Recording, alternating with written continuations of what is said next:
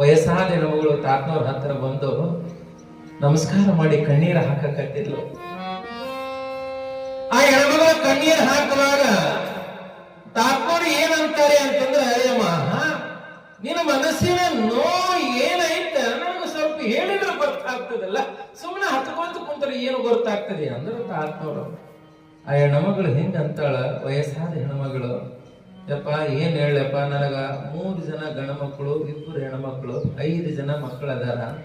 ಎಲ್ಲಾರ್ದು ಮದುವೆ ಆಯ್ತು, ಗಂಡ ತೀರ್ಕೊಂಡ, ಎಲ್ಲರೂ ಅವರಷ್ಟಕ್ಕೆ ಅವ್ರಾಗಿ ನನ್ನ ಒಂಟಿ ಮಾಡಿಬಿಟ್ಟಾರಪ್ಪ. ನನಗೆ ಸರಿಯಾಗಿ ಕಣ್ಣು ಕಾಣವಲ್ಲು, ಸರಿಯಾಗಿ ತಿರುಗಾಡಕ್ ಬರೋದು, ನಾನು ಎಲ್ಲಿಗೆ ಹೋಗ್ಬೇಕಂತ ದಾರಿ ಗೊತ್ತಾಗ್ಲಿಲ್ಲ, ಅದಕ್ಕೆ ನಿನ್ನ ಮಠಕ್ಕೆ ಬಂದೀನಿ ಅಂತ.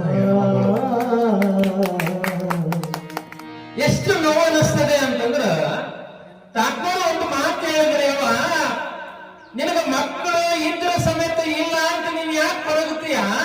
ನಾನು ಸಮಾಜದ ಮಗ ಅದೀನಿ, ಮಕ್ಕಳು ಇಲ್ಲ ಅಂತ ಕೊರಗಬೇಡ, ನನಗೂ ತಾಯಿ ಇಲ್ಲ, ನೀನೇ ತಾಯಿಯಾಗಿ ಮಠದಾಗಿದ್ದು ಬಿಡು ಅಂದ್ರೆ ತಾತ್ನೋರು.